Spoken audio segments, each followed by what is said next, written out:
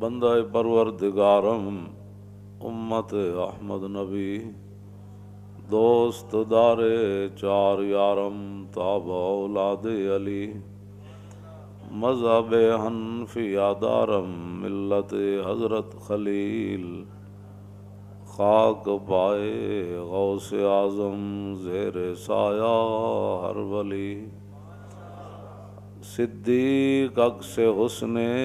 کمال محمد است فاروق ذل جاہ جلال محمد است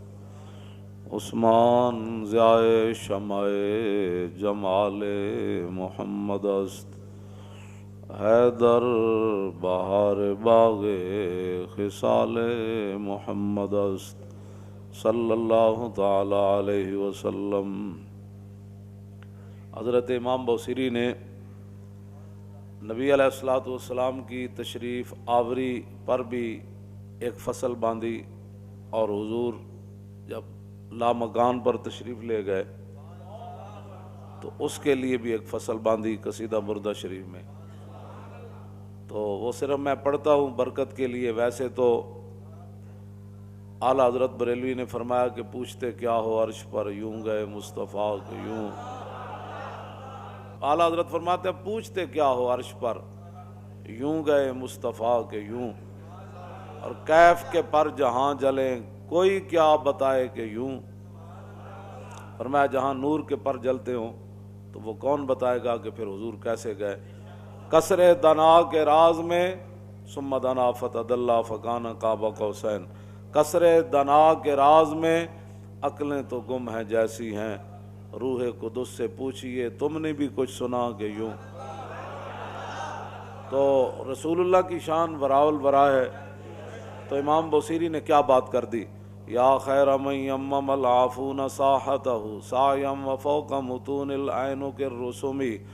ومن هو الآیۃ الکبریٰ لمعتبر ومن هو النعمۃ العظمیٰ لمغتنم سرایت من حرم لیلا الى حرم کما سر البدر فی داج من الظلم وبت ترقى الى ان نلت منزلة من قاب قوسین لم تدرک ولم ترمی وقدمتك جميع الانبیاء بها والرسل تقدیم مخدوم على خدمی وانت تخرق السبع طباق بهم في موكب كنت فيه صاحب العلم حتى اذا لم تدع شابا لمستبق من الذنوب ولا مرقا لمستنم خفضت كل مقام بالاضافه اذ نوديت بالرفع مثل المفرد العلمي كما تفوز بوصل اي مستتر عن العيون وسر اي مكتتم فحزت كل فخار غیر مشترک وجزت كل مقام غیر مزدحم وجل مقدار ما وليت من رتب وعز ادراک ما وليت من نعم بشرى لنا معشر الاسلام ان لنا من العنایة رکنا غیر منہدم لما دعا الله داعینا لطاعته باکرم الرسل كنا اکرم الامم مولاي صل وسلم دائما ابدا۔ امام بوصیری فرماتے ہیں رسول اللہ جہاں تک گئے نا آج تک کسی کے خیال میں بھی وہ جگہ نہیں آئی۔ وَبِتَّ تَرْقَى إِلَىٰ نِلْتَ مَنْزِلَةً، حضور اس مقام پر تشریف لے گئے جہاں آج تک کسی کو خیال بھی نہیں آیا۔ اس واسطے اور نہ کسی نے اس مقام کا ارادہ کیا، بس اتنی بات ہے۔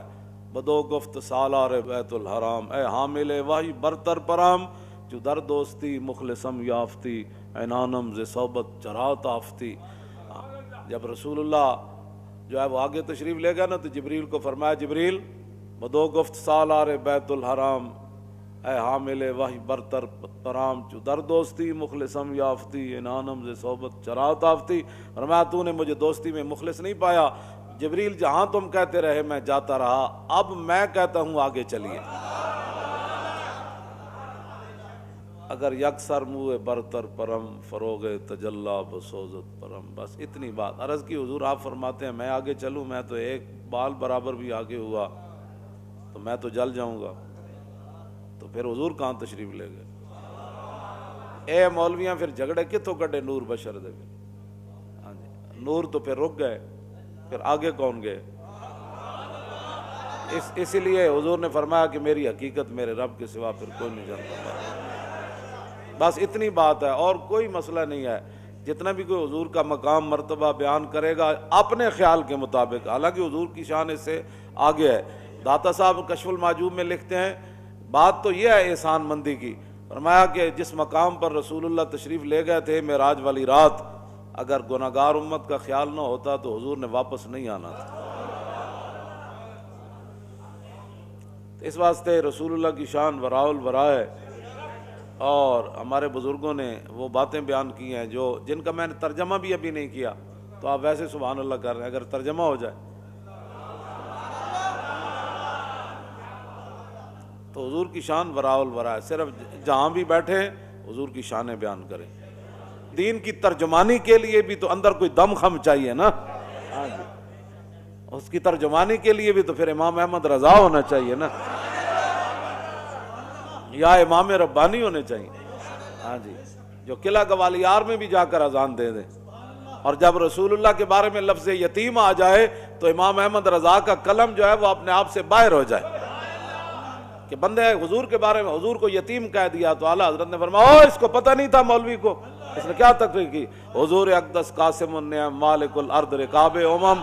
موتی منعم قسم قیم ولی والی علی عالی کاشف القرب رافع الرتب معین کافی حفیظ وافی شفیع شافی عافی غفور جمیل عزیز جلیل وہاب غنی کریم عزیز خلیفہ مطلق حضرت رب مالک الناس دیان العرب ولی الفضل جلی الافضال رفیع المثل ممتنع الامثال صلی اللہ تعالی علیہ وسلم۔ توجہ، تو بندہ رسول اللہ کی شان جو بیان کرنی ہے تو پھر اس انداز سے پہلے بندہ علم پڑھے، صرف 4 کتابیں رکھ کے جو 2-4 اجہل سامنے بٹھا گا کیا بات کی بھئی، یہ اجہل کو کیا پتہ ہے بیان کرنے کے لیے؟ وہ تو ایک مولوی نے بھی اعلیٰ حضرت کے دور کے اندر بیان کر دی کہ رسول اللہ نے حضرت نجاشی کی نماز پڑھی اور کہا کہ اس حدیث سے ثابت ہوتا ہے، اس نے بخاری شریف کی شرح لکھی اور اس نے لکھا کہ حضور نے مدینہ منورہ میں حضرت نجاشی کی نماز جنازہ پڑھی، تو اس حدیث سے ثابت ہوتا ہے کہ امام کا رخ اگر قبلے کی طرف ہو اور میت غیر قبلے کی طرف پڑی ہو تو نماز جنازہ ہو جاتا ہے۔ اعلیٰ حضرت نے فرمایا اس جاہل کو یہ بھی نہیں پتا کہ مدینہ منورہ سے حبشہ جو ہے وہ قبلہ کی جانب ہے، حبشے کی طرف، ہاں جی، تو پتہ بندے کو یہ بھی نہ ہو اور بندہ بخاری کی شرح لکھ دے، ہاں جی، تو اعلیٰ حضرت فرماتے ہیں اس جاہل کو یہ بھی نہیں پتا تھا، ہاں جی۔ تو لوگ ہمارے اس طرح کے آج کل بڑے بڑے جناب، حضور نے فرمایا نا یکون فی آخر الزمان دجالون کذابون یاتونکم من الاحادیث ما لم تسمعوا انتم ولا آباؤکم فایاکم وایاہم لا یدلونکم ولا یفتنونکم۔ حضور نے فرمایا ایک وقت آئے گا میں آخری زمانے میں بڑے بڑے فریبیے پیدا ہوں گے، بھائی جن مسائل کے اندر امت خاموش ہے، جو ہمارے بزرگ مسائل حل کر چکے ہیں، کن کے کہنے پر تم نئے نئے مسائل کھڑے کر رہے ہو؟ اس وقت ان مسائل کا وقت ہے، اس وقت تو مسائل کا وقت یہ ہے کہ برما میں کیا ہوا اور دہلی کی جامع مسجد کے امام صاحب کی آنکھیں نکال دی گئی۔